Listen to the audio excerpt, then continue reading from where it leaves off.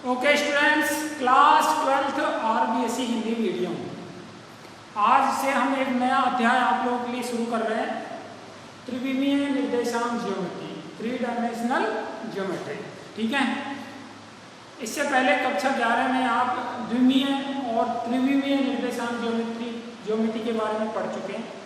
तो द्विविमीय निर्देशांक ज्योमेट्री जो होती है, यानी जो 2 डायमेंशनल ज्योमेट्री होती है, उसमें 2 डायमेंशंस होती है, यानी 2 एक्सिस होती है, एक्स एक्सिस और वाई एक्सिस। और उसमें किसी बिंदु के जब निर्देशांक हम लेते हैं या किसी वस्तु की स्थिति को जब हम प्रकट करते हैं तो 2 बिंदुओं से प्रकट करते हैं, यानी एक्स निर्देशांक और वाई निर्देशांक से। लेकिन जब हम बात कर रहे होते हैं त्रिविमीय निर्देशांक ज्योमेट्री की, तो उसमें किसी बिंदु की स्थिति या किसी वस्तु की स्थिति को प्रकट करने के लिए हमें 3 निर्देशांकों की जरूरत पड़ती है, एक्स निर्देशांक, वाई निर्देशांक और जेड निर्देशांक। और ये तीनों जो एक्सिस होती हैं, एक्स एक्सिस, वाई एक्सिस और जेड एक्सिस, ये तीनों एक दूसरे के परपेंडिकुलर होती हैं, यानी लंबवत होती है। या फिर हम कह सकते हैं कि जब भी हम त्रिविमीय निर्देशांक ज्योमेट्री की बात कर रहे होते हैं, हम स्पेस की बात कर रहे होते हैं, अंतरिक्ष की बात कर रहे होते हैं। ठीक है, तो जब कोई बिंदु या वस्तु अंतरिक्ष में होती है तो उसकी स्थिति को दर्शाने के लिए हमें 3 निर्देशांकों की जरूरत होती है, जो कि त्रिविमीय निर्देशांक ज्योमेट्री की रचना करते हैं। ठीक है, आज हम त्रिविमीय निर्देशांक ज्योमेट्री के अंदर दिक् कौज्याएं और दिक् अनुपात के बारे में समझेंगे। ठीक है, यानी आज का जो हमारा टॉपिक है वो है दिक् कौज्याएं एवं दिक् अनुपात।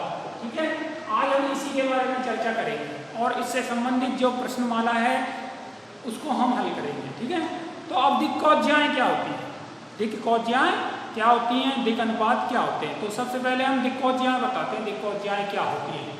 देखिए, जब कोई रेखाखंड या कोई सदिश, जब हम उसकी कल्पना करते हैं स्पेस के अंदर यानी त्रिविमीय निर्देशांक में जब हम उसकी कल्पना करते हैं तो उसको हम 3 निर्देशांकों से डिनोट करते हैं, एक्स, वाई और जेड से। लेकिन जब हम बात कर रहे हैं उसके विन्यास की मतलब उसके डायमेंशन की बात कर रहे हैं, तो वो हम देते हैं उसके कोण के द्वारा, यानी जो एक्स अक्ष के प्लस एक्स अक्ष के द्वारा उस सदिश ने या उस रेखाखंड ने जो कोण बनाया है वो, प्लस वाई अक्ष से जो कोण बनाया है और प्लस जेड अक्ष से जो कोण बनाया हुआ है। मान लीजिए कि जो एक कोण है वो है अल्फा, बीटा और गामा। ये कोण है जो कि किसी रेखाखंड ने या किसी सदिश ने त्रिविमीय निर्देशांक ज्योमेट्री में बनाए हैं, एक्स अक्ष, वाई अक्ष और जेड अक्ष के द्वारा। ठीक है, अल्फा, बीटा, गामा जो कोण है ये रेखाखंड PQ, मान लीजिए रेखाखंड PQ के द्वारा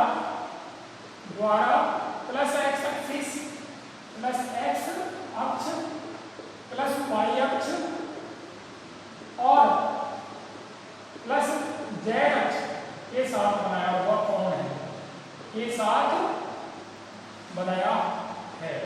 ठीक है। तो ये जो कोण बनाए हैं, अब हम बात कर रहे हैं दिक् कौज्याएं की।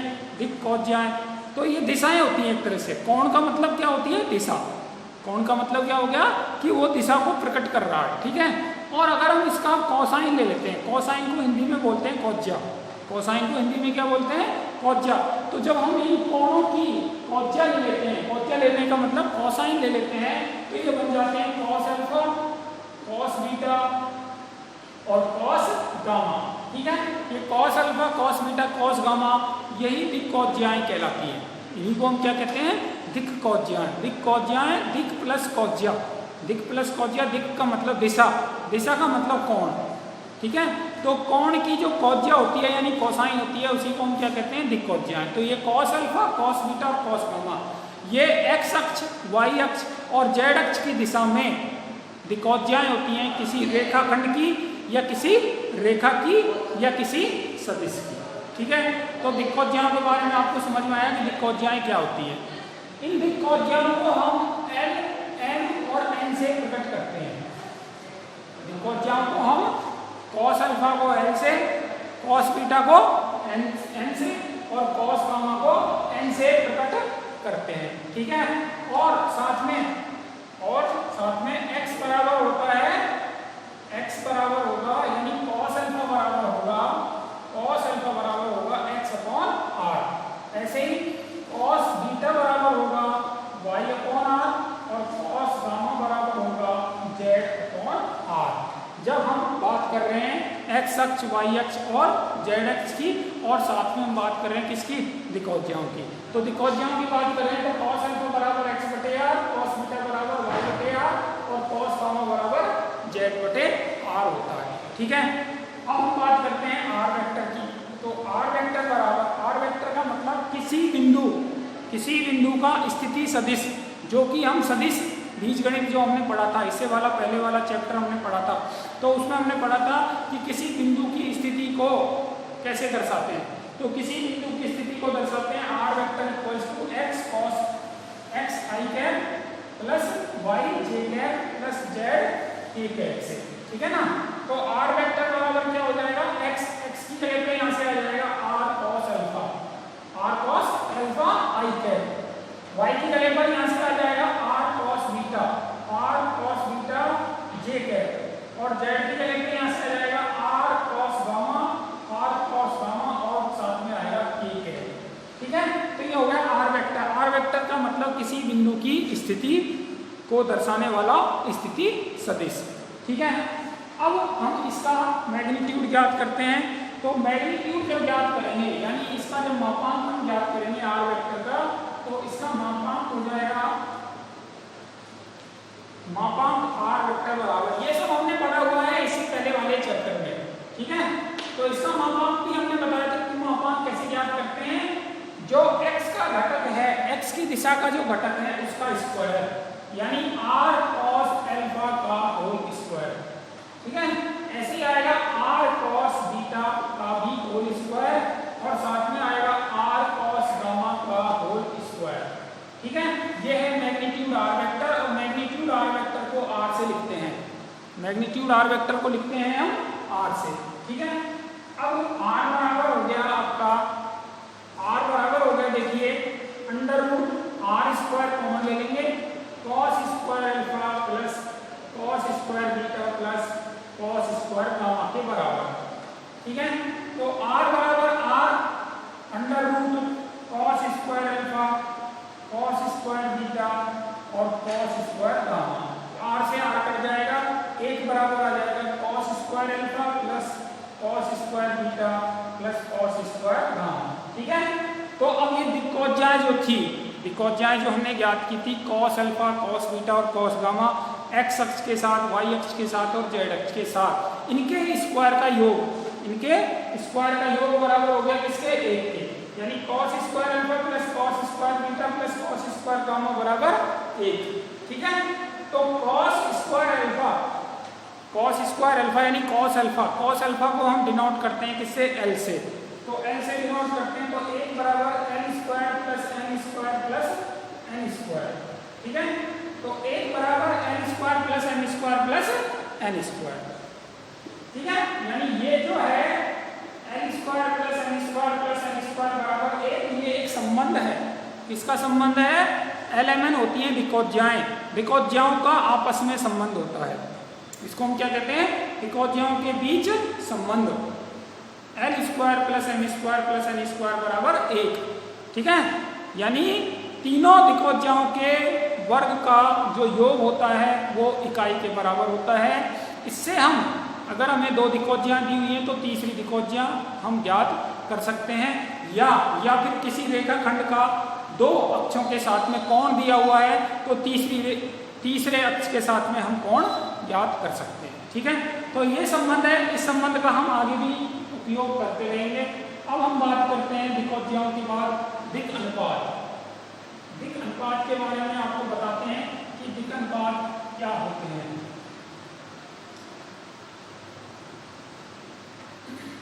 देखिए दिक् अनुपात क्या होते हैं भाई, अब इसमें भी दिक् लगा हुआ है, देखो दिक् का मतलब दिशा, दिक् का मतलब क्या है, दिशा, यानी दिशाओं के लिए या दिशाओं को प्रकट करने वाले संख्याएं, दिशाओं को प्रकट करने वाली संख्याएं उनको ही हम कहते हैं दिक् अनुपात।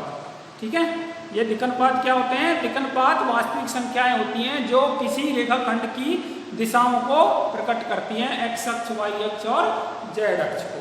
ठीक है, अब इनको हम लिखते हैं ए बी सी से। ए बी सी किसी रेखाखंड के दिक् अनुपात हैं, दिक् अनुपात हैं अर्थात दिशाएं हैं, दिशाएं हैं।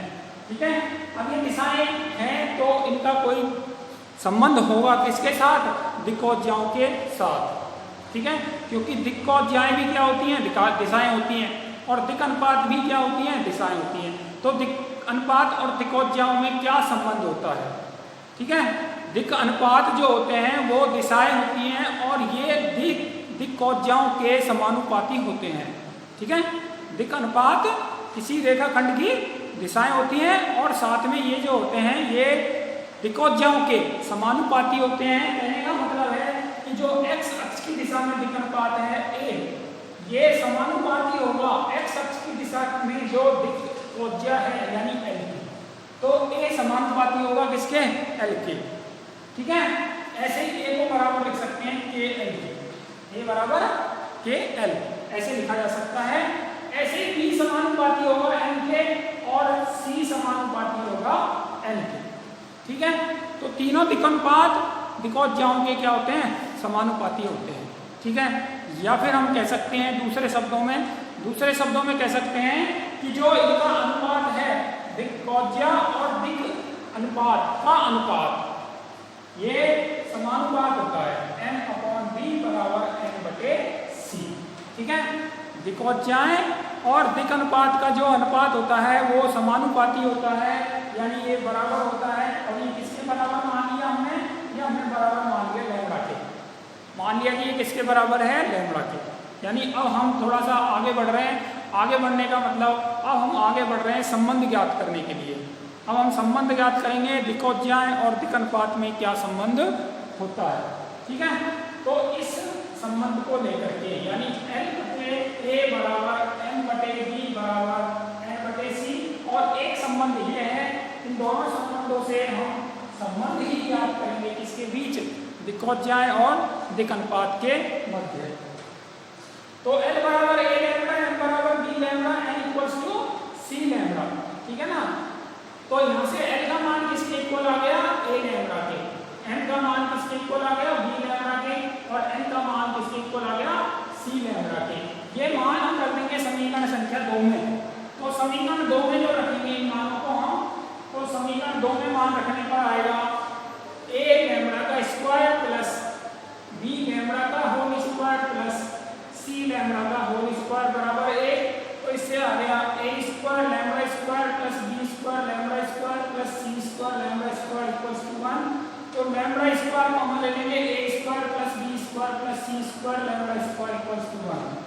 ठीक है, लैम्बडा स्क्वायर को हमने कॉमन ले लिया। हमारा काम है अब लैम्बडा का मान ज्ञात करना।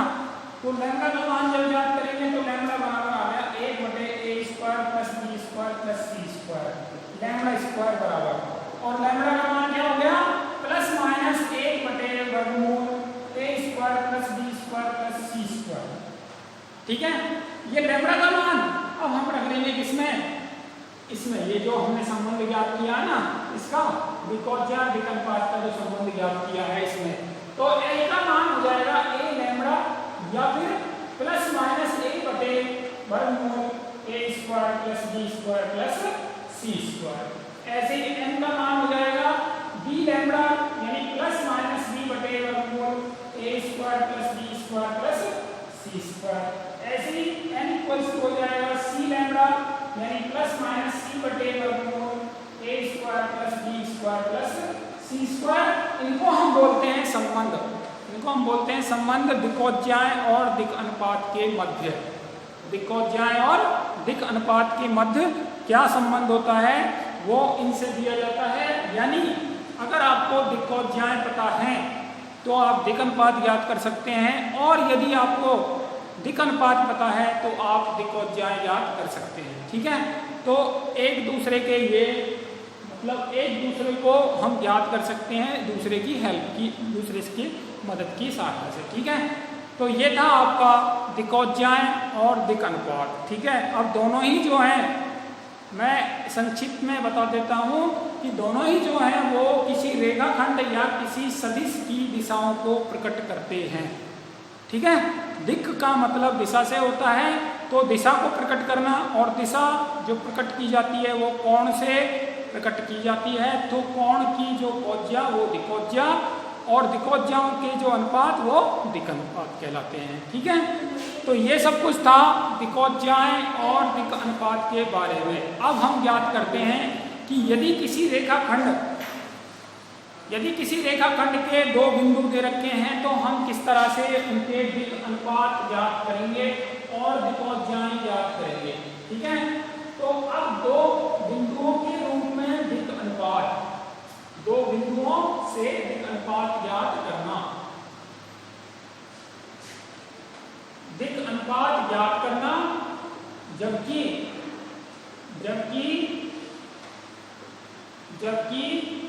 रेखाखंड पर दो बिंदु दिए गए हैं, दो बिंदु दिए गए हों, तो दो बिंदु कौन कौन से दिए गए हैं? मान लीजिए P दे रखा है x1 y1 z1 और Q दे रखा है आपको x2 y2 और z2। तो हमें ज्ञात करना है दिक् कोज्या क्या होंगी और दिक् अनुपात क्या होंगे। ठीक है, तो बहुत आसान है देखो ज्ञात करना। अब हम क्या करेंगे, एक बिंदु लेंगे, मूल बिंदु, यानी जो निश्चित होता है, फिक्स होता है, ऐसा एक बिंदु लेंगे जिसे हम मूल बिंदु ही कहते हैं। तो मूल बिंदु हमने ले लिया 0 0 और 0, सबसे आसान होता है, इसलिए हम निश्चित बिंदु को क्या लेके चलते हैं, मूल बिंदु लेके चलते हैं। अब हम यहाँ से ज्ञात करेंगे OP वेक्टर। ठीक है, देखो एक बात और क्लियर कर देता हूँ, जब हम त्रिविमीय निर्देशांक ज्योमेट्री जो हम पढ़ रहे हैं तो इसमें हम दो तरह की अप्रोच पढ़ेंगे। दो तरह की अप्रोच मतलब एक तो होगी कार्तीय अप्रोच और दूसरी होगी क्या, वेक्टर अप्रोच। तो दो तरह की अप्रोच हम पढ़ेंगे, वेक्टर अप्रोच और कार्टेशियन अप्रोच। ठीक है, तो OP वेक्टर हमने ले लिया। OP वेक्टर जो होगा वो होगा x1 i plus y1 j plus z1 k, और OQ वेक्टर जो होगा वो होगा x2 i plus y2 j plus z2 k। तो ये OP वेक्टर और दूसरा OQ वेक्टर। ठीक है, OP वेक्टर और OQ वेक्टर। अब हम ज्ञात करेंगे कि PQ वेक्टर क्या होगा। तो PQ वेक्टर हो जाएगा OQ vector minus OP vector. ठीक है, Q का पोजीशन वेक्टर माइनस P का पोजीशन वेक्टर, स्थिति सदिश। तो OQ वेक्टर है x2 i plus y2 j plus z2 k, इसमें से माइनस कर देंगे x1 i plus y1 j plus z1 k। तो माइनस करेंगे तो आएगा x2 minus x1 i plus y2 minus y1 j plus z2 minus z1 k। ये आएगा, ये है PQ वेक्टर। ठीक है, अब इसके जो घटक हैं x2 minus x1 y2 minus y1 और z2 माइनस z1 यानी अदिश घटक जो है वो दिक् अनुपात होते हैं। तो दिक् अनुपात क्या होंगे भाई, दिक् अनुपात x2 minus x1 y2 minus y1 और तीसरा होगा z2 माइनस z1, ऐसे दिक् अनुपात होंगे। ठीक है, ये तो है दिक् अनुपात, और इनसे हम दिक्कोज्याएं ज्ञात कर सकते हैं। तो दिक्कोज्याएं होंगी x2 माइनस x1 बटे ये PQ वेक्टर का मैग्नीट्यूड, PQ वेक्टर का मैग्नीट्यूड अर्थात x2 माइनस x1 बटे मैग्नीट्यूड लिखेंगे PQ वेक्टर का x2 माइनस x1 का whole square plus y2 minus y1 का whole square plus z2 minus z1 का होल स्क्वायर। ठीक है, ये हो गया आपका दिक्कोज्या, एक दिक्कोज्या हो गई। दूसरी दिक्कोज्या कैसे ज्ञात करेंगे, y2 माइनस y1, ये x अक्ष की दिशा में दिक्कोज्या है, L बराबर, ये है L बराबर, ऐसे m बराबर ज्ञात करेंगे तो y2 माइनस y1 बटे मैग्नीट्यूड PQ वेक्टर यानी y2 माइनस y1 बटे y2 माइनस y1 बटे under root x2 minus x1 का whole square plus y2 minus y1 का whole square plus z2 minus z1 का होल स्क्वायर। ऐसे ही हम याद करेंगे z2 माइनस z1 बटे x2 माइनस x1 का whole square plus y2 minus y1 का whole square plus z2 minus z1 का होल स्क्वायर। ठीक है, ये होगी दिक्कोज्या z अक्ष की दिशा में। तो इस तरह से हम किसी दो बिंदु, अगर रेखाखंड के ऊपर दो बिंदु दिए हुए हैं तो हम दिक्कोज्याएं और दिक् अनुपात ज्ञात कर सकते हैं। अब हम हल करते हैं प्रश्नमाला जो इससे संबंधित है, जो इससे संबंधित है वो प्रश्नमाला, और वो है 14.1। तो 14.1 प्रश्नमाला के कुछ सवाल हम हल करेंगे। देखिए, इसका पहला सवाल है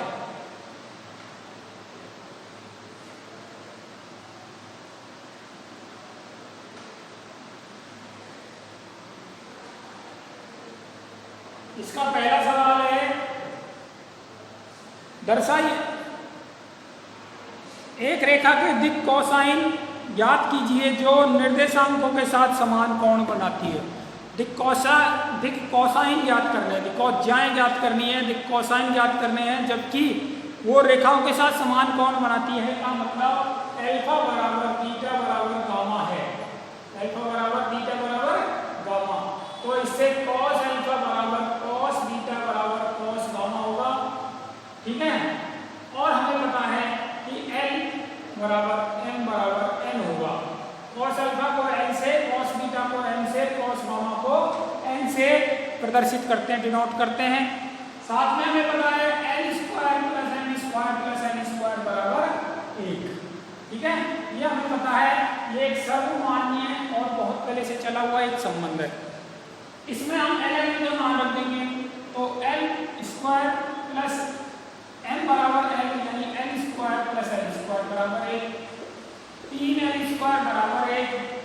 तो L स्क्वायर बराबर 1/3, L बराबर आएगा प्लस माइनस 1/√3। तो L का मान आ गया प्लस माइनस 1/√3। ऐसे ही M का मान भी यही होगा और N का मान भी यही होगा। तो LMN जो दिक् कोसाइन है किसी रेखाखंड की जो कि अक्षों के साथ में समान कोण बनाती है, और वो क्या होगी, वो होगी आपकी प्लस माइनस 1/√3 प्लस माइनस 1/√3 और प्लस माइनस 1/√3। ठीक है, अब अगला सवाल लेते हैं, सवाल संख्या 2। सवाल संख्या 2 है इसका प्रश्नमाला हम नहीं कर रहे हैं। 14.1 प्रश्नमाला 14.1। तो 14.1 का तो सवाल संख्या 2 है। देखो सवाल संख्या 2 में दो बिंदु आपको दिए हुए हैं P और Q। ठीक है, इन दो बिंदुओं को मिलाने वाली रेखा यानी PQ की दिक्कोज्याएं हमको ज्ञात करनी है। दिक्कोज्याएं तो पहले हम ज्ञात करेंगे दिक् अनुपात। पहला काम होगा दिक् अनुपात ज्ञात करना। तो दिक् अनुपात होते हैं x2 minus x1, x2 minus x1 मतलब 4 minus 4, y2 minus y1 5 minus 2 और z2 माइनस z1 7 माइनस 3। तो हो गए दिक् अनुपात क्या, 0, 3 और 4, ये दिक् अनुपात है। अब हम दिक्कोज्याएं ज्ञात करेंगे। दिक्कोज्याएं क्या होंगी भाई, दिक्कोज्याएं होंगी 0 बटे यानी x2 माइनस x1 बटे और x2 माइनस x1 का square plus y2 minus y1 का square plus z2 minus z1 का स्क्वायर। ऐसे ही y2 माइनस y1 बटे 0 का स्क्वायर प्लस 3 का स्क्वायर प्लस 4 का स्क्वायर, और लास्ट में होगा plus minus z2 minus z1 बटे 0 का स्क्वायर प्लस 3 का स्क्वायर प्लस 4 का स्क्वायर बराबर 0, 3/5 और 4/5। ठीक है, ये दोनों दिशाओं में हो सकता है, धनात्मक दिशा में भी और ऋणात्मक दिशा में भी, इसलिए दिक्कोज्याओं के साथ प्लस माइनस का चिन्ह लगा सकते हैं। ठीक है, तो ये होंगी दिक्कोज्याएं। यह है सवाल संख्या 2। ठीक है, दिक्कोज्याएं ज्ञात करना जबकि किसी रेखाखंड के अंतिम दो बिंदु या दो बिंदु आपको दिए हुए हैं। तो दिक्कौतियाएँ पहले दिक् अनुपात ज्ञात करो, दिक् अनुपात के बाद दिक्कौतियाएँ ज्ञात करो और इस तरह से हम ज्ञात कर सकते हैं। ठीक है, ये सवाल संख्या था, सवाल संख्या 2। अब हम लेते हैं सवाल संख्या 3। रेखाखंड के दिक् अनुपात दे रखे हैं 2, -1 और -2। दिक् अनुपात दिए हुए हैं, दिक्कौतियाएँ ज्ञात करनी है। ठीक है, दिक् अनुपात दिए हुए हैं और दिक्कौतियाएँ ज्ञात करनी है। तो सवाल संख्या 3 है, दिक् अनुपात आपको दे रखे हैं, दिक् अनुपात हैं आपके 2, -1 और -2 और ज्ञात करनी है आपको दिक्कौतियाएँ। तो बहुत आसानी से आप ज्ञात कर सकते हैं दिक्कौतियाएँ। और ये है क्या, ये है +-2 बटे वर्गमूल 2 का वर्ग +-1 का वर्ग +-1 का वर्ग। ठीक है, कौन सा सूत्र हम काम में ले रहे हैं, +-a बटे a² + b² + c² से हमने ज्ञात किया। ऐसे ही +-1 बटे ये होगा 2 का स्क्वायर +-1 का स्क्वायर +-2 का स्क्वायर। और तीसरी दिक्कौतिया हो जाएगी +-2 बटे 2 का स्क्वायर +-1 का स्क्वायर +-2 का वर्ग। ठीक है, ये होती है और इस सूत्र का हमने प्रयोग किया है। ठीक है, अब बराबर +-2 बटे 4 + 1 + 4 प्लस माइनस था, माइनस प्लस हो गया 1 बटे 4 + 1 + 4 प्लस माइनस था, माइनस प्लस हो गया 2 बटे 4 + 1 + 4 बराबर +-2 बटे 3 माइनस प्लस 1 बटे 3 और माइनस प्लस 2 बटे 3। तो ये हो जाएंगी दिक्कौतियाएँ, दिक् कोसाइन, जबकि आपको दिक् अनुपात दिए गए हैं। तो दिक् अनुपात से दिक्कौतियाएँ ज्ञात करना। ठीक है, ये बहुत आसान है। दिक्कौतियाओं से दिक् अनुपात और दिक् अनुपात से दिक्कौतियाएँ ज्ञात करना। अब हमारा एक और सवाल है, सवाल संख्या 4, 14.1 प्रश्नमाला का सवाल संख्या 4।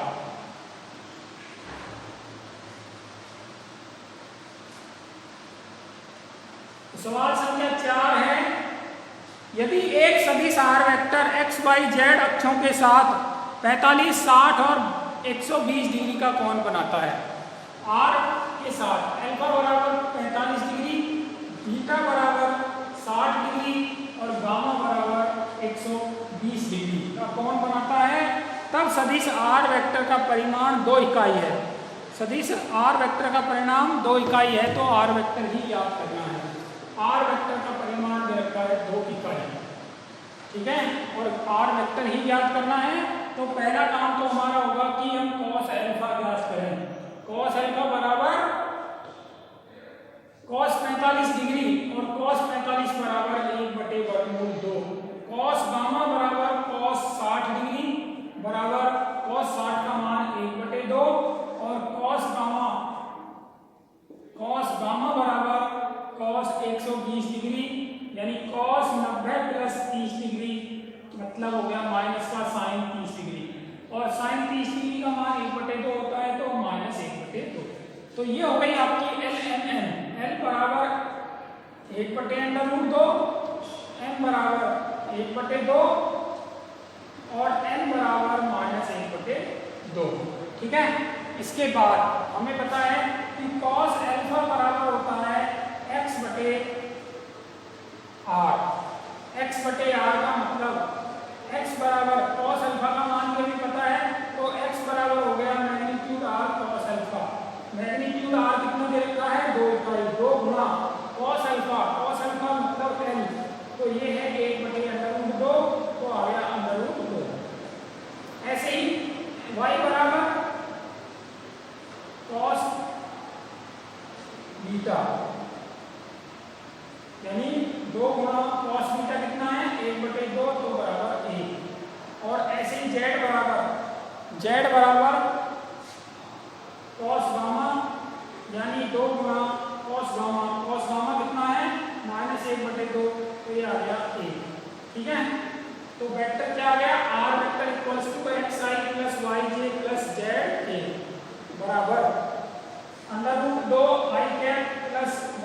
जे कैप प्लस 1 के कैप, यानी अंडर रूट 2 आई कैप प्लस जे कैप प्लस के कैप। ठीक है, तो ऐसे आप याद कर सकते हो। आप जब इसका मापांक ज्ञात करेंगे तो मापांक कितना आना चाहिए, 2 इकाई आना चाहिए। तो मापांक आप ज्ञात कर सकते हो 2 इकाई आएगा। ठीक है, धन्यवाद।